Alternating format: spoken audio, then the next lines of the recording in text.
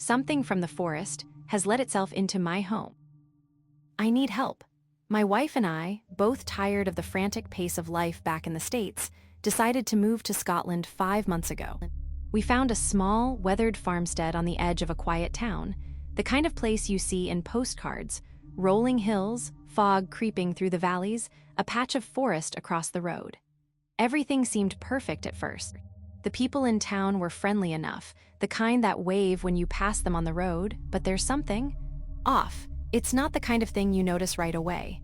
It's the subtle things. The long, drawn-out silences at night. The way the wind sounds different here, like it's carrying whispers. I didn't notice it immediately. I was busy settling in, working on repairs around the property, getting used to the rhythms of the land. But over time, something started to bother me. It crept in like an itch you can't scratch until it was too much to ignore. It started with the dreams. At first, they seemed harmless. Vivid, sure, but harmless. In each one, I was running through the thick, dark forest across the road. My heart would race, and the world around me would pulse with an unnatural rhythm, like the very ground beneath my feet was alive. But then the dreams came more often, night after night. Each time they grew more real, more urgent. I'd wake up drenched in sweat, heart hammering in my chest, only to find myself lying in the same place I'd fallen asleep, the quiet of the house pressing in around me. One night, I had had enough. I couldn't shake the feeling that something was wrong, something was watching. So, I left the warmth of my bed, pulled on my jacket, and went out onto the porch, trying to shake the restless feeling. The cold air hit me like a slap, but I didn't go back inside. I stood there for what felt like hours, staring across the road at the forest, the trees standing like silent sentinels in the moonlight. She used to stop by often. His voice softened for a second, like the memory was bittersweet. Things only got strange in the months before disappeared. Folded her hands in her lap. Neither of them looked at me now. She told us Alex wasn't sleeping, Stuart went on. Not just trouble sleeping, wasn't sleeping at all. Some nights she'd wake up and he was gone, but he always went to bed with her. Always woke up beside her. She thought maybe he was sneaking out because of money trouble. She never got an answer. He rubbed his thumb over the edge of the table, thoughtful. The week she stopped coming around, he said, the police visits started. My mouth was dry. Alex was clean, Stuart said. Not a single person believed he hurt her. You have to understand, he wouldn't. They weren't just some new couple who moved in. They grew up here. Childhood sweethearts. That house was their first home together. Stuart exhaled sharply, then stood and walked to the far window. He pulled back the curtain, revealing a small, familiar shape tucked on the sill. A pendant, twigs, twine, and a dried rowan flower. The same damn thing I found in my fence. Wards, Stuart said. He picked it up, rolling it between his fingers. Alex gave us a bunch of them, told us to tuck them around our homes, said it took his wife. And before he left, he told us to keep the wards up. My skin prickled. Left? I asked. Stuart's fingers went still against the twines. He said he was going to get her. He placed the ward back on the sill, then crossed the room to another window. This time, he pulled the curtain back and gestured outside. Last time we saw him, he said, nodding toward the bend in the road near my house, was that night. I stepped closer and followed his gaze. A couple 100 yards away, just past the curve, lay the tree line. That's when I saw it, a shape just beyond the edge of the trees. A shadow that didn't belong. I don't know why I didn't tell Shelly right away. Shelly's my wife, by the way. The forest's edge, dark even now with the noon sun glaring overhead.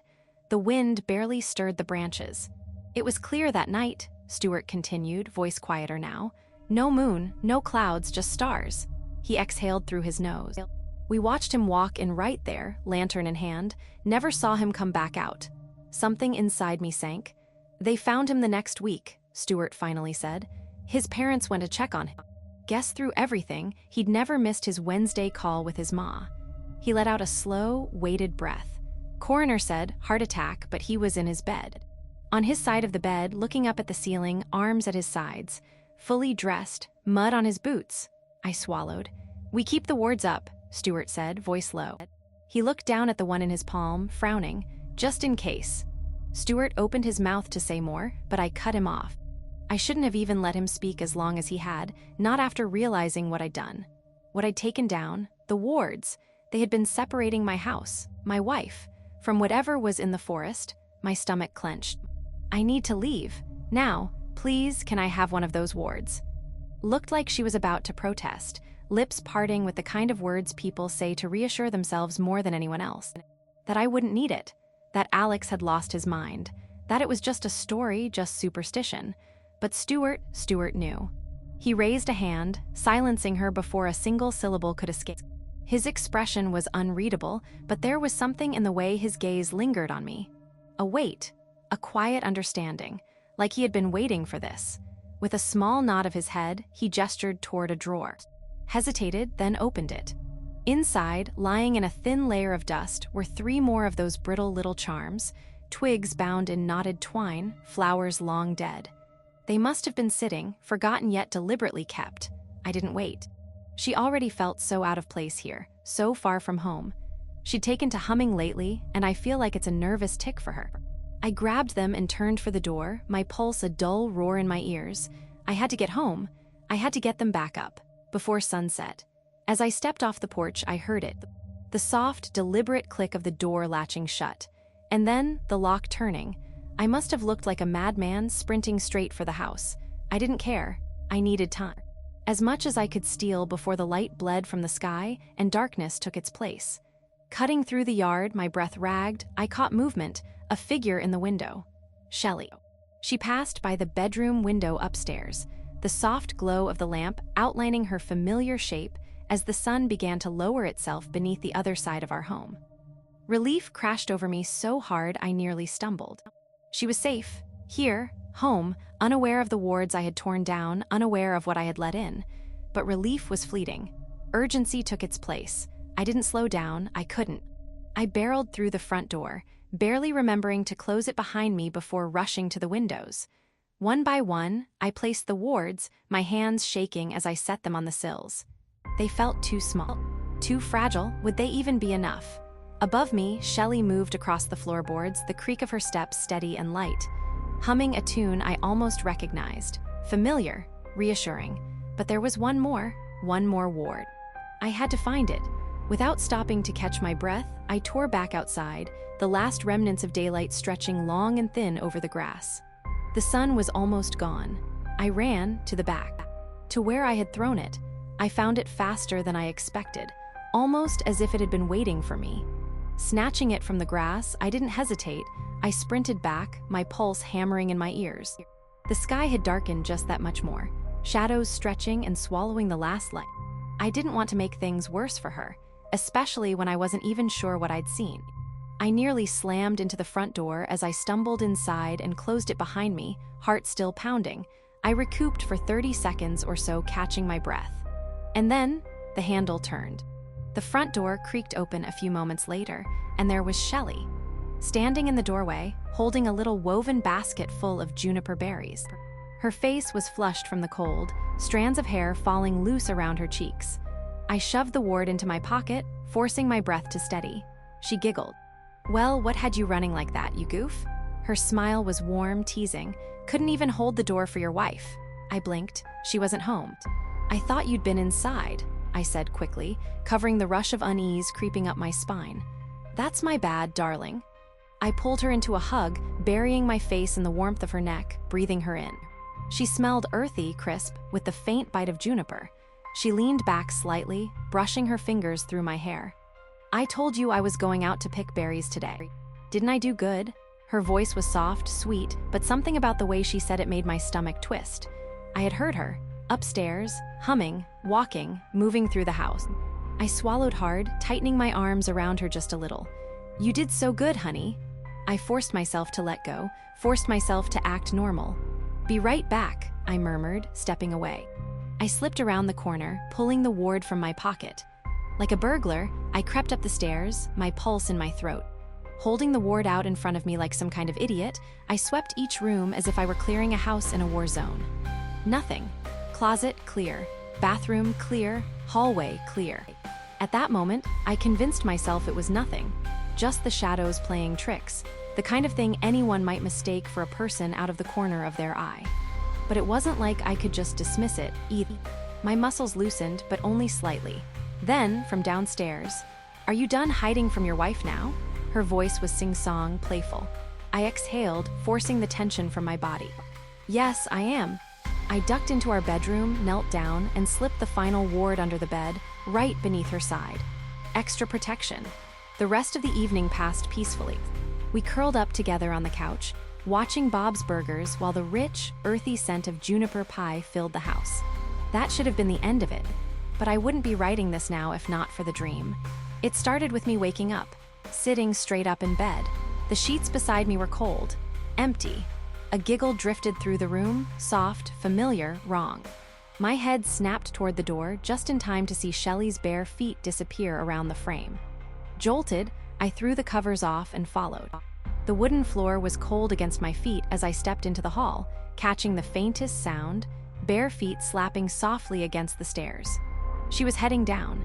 I reached the landing just as the front door groaned open. I rushed to pull my shoes on, the laces tangling under trembling fingers. When I finally looked up, she was already outside, skipping, dancing, drifting, straight toward the trees. The moment I crossed the threshold, the dream shifted. The moonlight dimmed. The sky felt too low. My vision tunneled, narrowing toward the trees as though the house behind me no longer existed. The closer I got to the woods, the louder her humming became. And then, the lute. A melody plucked softly from the shadows, rising to meet her song. I stepped past the brush, and there it was. A small ring of stones, moss, and mushrooms, glowing faintly in the pale light. My stomach turned to ice. At its center sat a juniper shrub, half-picked clean. A string on the lute snapped with a sharp, jarring twang, and I woke up. Next to no one. The bed was empty. The house was silent. I mean, the forest across the road isn't exactly close. There's a stretch of yard between the house and the trees, and whatever I'd seen wasn't standing out on the road. I rushed downstairs, my pulse still hammering from the dream, and there, on the kitchen table, was a note. When to drop off the pie at Stu and's. I'll be back around noon, baby signed Shelly. That's not right. That's not right. She doesn't spell her name like that. A slow, creeping chill spread through my chest. I turned the paper over in my hands, searching for anything else, something to explain why my skin was crawling. But the handwriting was perfect. Too perfect. Like it was trying to be natural, trying to be her. I swallowed hard and turned on my heel, bolting back up the stairs. I dropped onto my hands and knees beside the bed, heart in my throat. I lifted the bed skirt. The ward was gone. A sharp wave of nausea rolled through me. My mouth was dry, my hands clammy as I pressed my palm to the floorboards, scanning for something, anything. And then I saw it. Faint, nearly invisible against the wood. The smallest outline of a footprint. Dry mud, barely more than a smudge, as if someone had carefully wiped it away. Almost perfectly. She almost had me. It's 10 a.m. right now. I need ideas, guys. What do I do? It was deeper, further in, beyond the line where the trees start to swallow up the light. I'd also been having those bad dreams. And how could I trust my own eyes when I was barely sleeping, waking up in the middle of the night with my heart pounding? I didn't know what I had seen, but I didn't want to scare Shelly. Not when she already felt so displaced here. She might think I was losing it, but that was the way things were for a week or so, pretty simple. Shelly and I settled into a routine. I work from home, so my days were spent in front of a screen, responding to emails, writing reports, and the like. Shelly had inherited enough money that, as long as she kept some funds tucked away in index funds and didn't splurge on things we didn't need, we could live comfortably here. The farmstead was quiet, peaceful, even. We had plans. We'd start small, make some repairs, and maybe get a few animals. The previous owners had goats and sheep, though the enclosures weren't in much better shape than the rest of the property. Most of the posts weren't even in the ground anymore, and a few of the stone fences were buckled and broken. I filled in the gaps where I could, but there was one spot, a stretch of old stone wall, that looked like it had been hit by a car. Still, the place was cheap. I had no complaints. The goal was early retirement, and we were on track. The slow, quiet life was exactly what we had envisioned. Then something happened to Blair.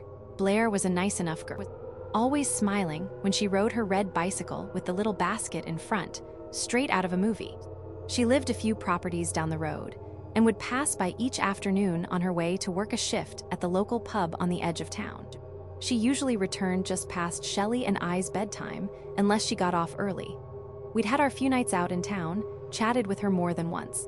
She was friendly, always waving and ringing her bike's bell as she pedaled by. It's a shame, really, what happened. I remember the last time I saw her. It was a Tuesday afternoon. I'd been working on the gateway to the property when I saw her ride by, her bike against traffic. The bend in the road is wide enough that I never really questioned why she'd ride closest to our home before deciding to switch back to the proper side. She rang her bell, waved, and said hi without slowing down much.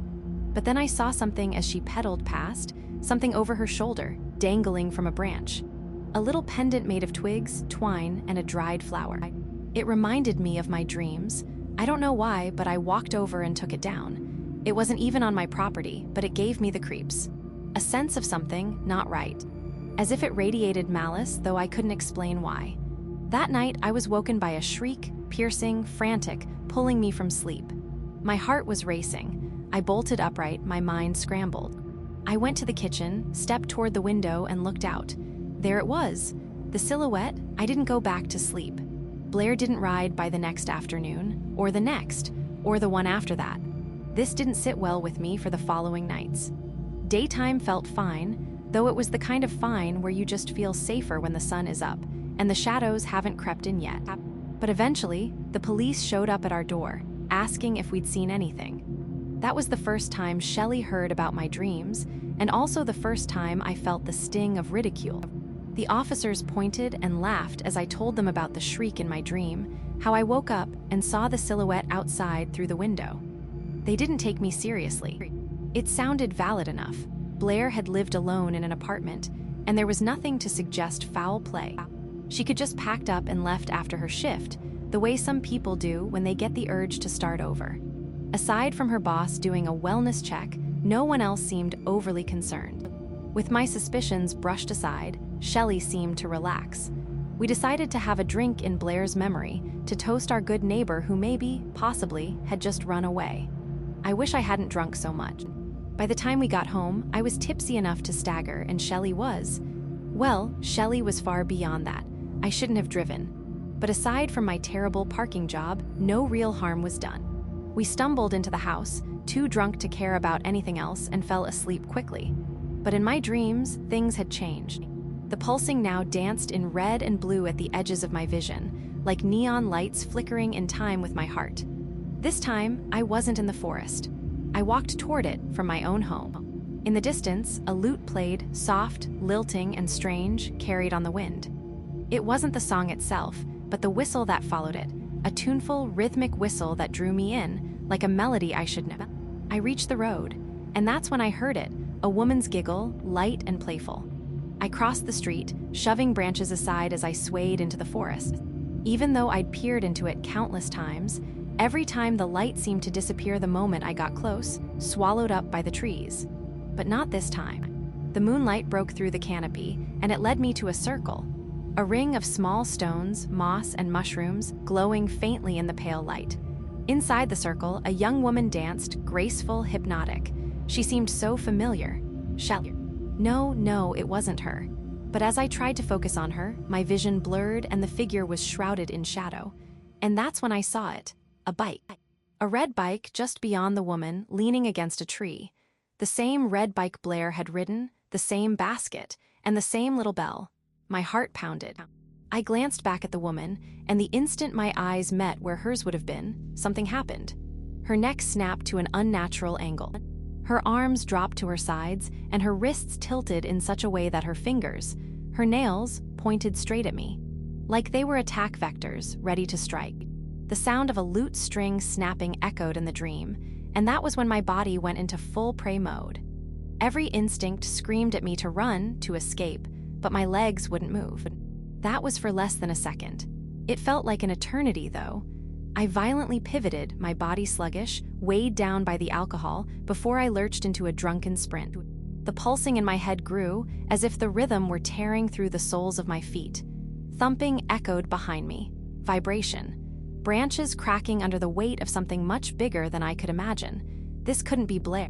No, that wasn't her. The figure in the forest, there's no way that was her. I crashed into trees, my shoulders scraping against rough bark. I hadn't wandered this deep into the forest. But I could see it now, the road just a little further. The thumping grew louder, the air hot and foul, pressing against my back. My skin crawled. My heart hammered, feeling as though it might catch fire from the terror flooding through me. I reached the road, stumbled into the ditch, and collapsed. My knees buckled under me, and the drunkenness I had managed to escape during the sprint came rushing back in full force. I hit the ground face first, but I forced myself onto my back, panic driving me to scramble for some defense to prepare myself for whatever was chasing me. And that's when I saw it. A little girl, in the tree line, stopped and stared right at me, next to something much larger, the thing I had seen before. But now, next to the girl, it was massive. Ogreish, dark, oppressive shadow cloaked them both. My heart stopped and my vision blackened. And then I woke up. 6 a.m., what a terrible dream. Shelly still looked angelic, lying beside me, sound asleep. I rolled over, desperate to bury myself in the warmth of slumber, finally convinced that I was safe. But then I saw it. Mud tracked in through the door. I could see it from the kitchen all the way up to the bed. My boot prints, my boot prints. Pain shot through my shoulders and my knees ached. My back burned, stiff as a board. Grass stains on my palms, dirt under my fingernails. Shelly woke up before I could finish cleaning the mess. It didn't take much for her to convince herself that I'd gotten too drunk the night before and stumbled outside before we went to bed. She scolded me, made me promise never to drive in that state again. I nodded, although I hadn't really been listening. Her reasoning seemed sound enough that in my drunken stupor, I must have wandered outside, tracking in mud before collapsing into bed. And maybe she was right. I was well past buzzed, to say the least, but something gnawed at me as I patrolled the yard. The ground around the house was solid, dry except for the usual morning dew. We hadn't had any storms lately, no rain to soften the dirt into mud. I had reasonable doubt that whatever was smeared across the floor had come from our property. Then there was the gate. Just past the old iron gate at the front of our land, 2 clumps of upturned grass disrupted the otherwise undisturbed earth between the stone fence and the ditch, proof that I'd fallen there. I could picture it too clearly. Staggering, breathless, tripping over my own feet, landing hard. But if that was true, how had I made it back inside? And why couldn't I remember getting up? Honey, the pie's ready, come back inside. What? Even looking back, I can't believe I was so lost in my own head that I hadn't noticed Shelly was baking. I couldn't even tell you how long I'd been pacing outside that day. Rhubarb and juniper pie. If you haven't had it, you should. Back in Pennsylvania, we rarely saw juniper berries in the markets, but here, they were everywhere, growing wild along the trails, sold fresh at every farmer's market. Shelly had taken to them quickly, experimenting in the kitchen, turning them into something sweet, something familiar. The pie didn't make me forget, but for a little while it grounded me. And really, wasn't everything fine? The house was warm. The days passed quietly. Aside from the nightmares, nothing had happened. I told myself that over and over. Shelly was happy. She came home from town in high spirits, chatting about little things, the baker's new scones, the neighbor's new dog. Meanwhile, I had been dampening our home's energy with my suspicions, with my paranoia. Maybe that was all it was, adjusting to a new place. Maybe the tension, the unease, the sense of something lurking, maybe it was just me.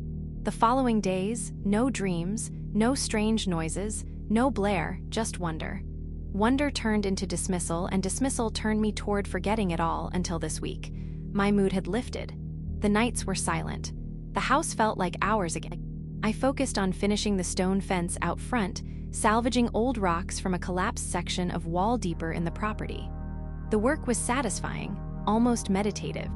With each stone I set in place, it felt like I was putting something behind me, until I found it. I was wedging a large rock into the top of the fence when I heard another stone shift, a dry, scraping sound just a few feet away. I paused, a loose stone, my natural prey. I nudged a few with my boot, and one moved too easily. Loot. Smiling to myself, proud of my manly blue-collar senses, guys who work on computers can be handy too, I it free, ready to set it with fresh mortar. And there it was. A small pendant, nestled deep in a pocket between the stones. Twigs twisted together, bound in fraying twine. A dried flower, brittle and colorless, woven into the center. Not truly colorless, rowan, long past its bloom, a cream-white husk of what it had been. This wasn't lost or forgotten. Someone had placed it there, hid it. The edges of the stone were too precise, too deliberate. I could see the raw scrape of metal against rock, pale and dustless. I knew this fence. I had been working on it all day. Nothing kept the weather out, not the damp, not the wind. And yet the hollow where the pendant rested was fresh. If it had been there long, rain and time would have taken their toll. It should have been blackened with rot, disintegrating into the dirt. It wasn't. I reached in. The moment my fingers touched it, the air shifted. A gust of wind swept through, not a natural breeze, but a single, deliberate push of air that curled around me, lifting the fine hairs on my arms. I froze. There, riding on the wind, was a sound. A whistle. High and thin, almost tuneful, deliberate, too deliberate. It didn't come from the trees or the distant road. It came from nowhere, from everywhere. Something inside me recoiled. My gut tightened like I'd swallowed ice water. Then, just as fast, my fear burned away, smothered under something hotter. Anger. I was tired of this. Tired of the tricks, the whispers in the dark, the things just outside whatever game this was, I was done playing. I didn't take it inside. I wouldn't. Instead, I carried it far out back and threw it, hard, into the underbrush. Let the woods have it. Let whoever put it there come and get it. I could even feel like they were watching. The hairs on the back of my neck, raising, just for me to pat them back down. I dusted off my hands, turned toward the road, and started walking. I was going to our neighbor's house. I needed answers. By the time I reached the property, the sun was leaping from its peak, pressing heat into my shoulders, soon to set. Stuart and were always welcoming. They'd hosted Shelly and me once together, then Shelly plenty more times on her own. My visit was met with the usual warmth, right up until I asked about which, honestly, wasn't long past our greetings. I'd planned to ease into it, to start slow and ramp up the questioning so I wouldn't sound insane. But the moment I mentioned the last family to own my house, the atmosphere shifted. Subtle but undeniable. Stuart and stiffened, their easy smiles tightening. "Well, what do you need to know about them?" Stuart said. "They aren't coming back." What? Shot him a look, then quickly softened her voice. "What Stuart means is, well, there's not much of a legacy to them, and they shouldn't concern you." Not reassuring, not even close, I pressed. "What's that supposed to mean? Are they?" "Yes," Stuart cut in, then hesitated. "Kind of. Been missing. Alexander is most definitely dead." Something heavy settled in my gut. My thoughts scrambled to piece together questions faster than I could ask them. Stuart must have seen it on my face because he exhaled and continued before I could interrupt. "Alex and were good neighbors. A little odd, but happy. Moved in 7 years ago, no fuss. Always friendly. Especially."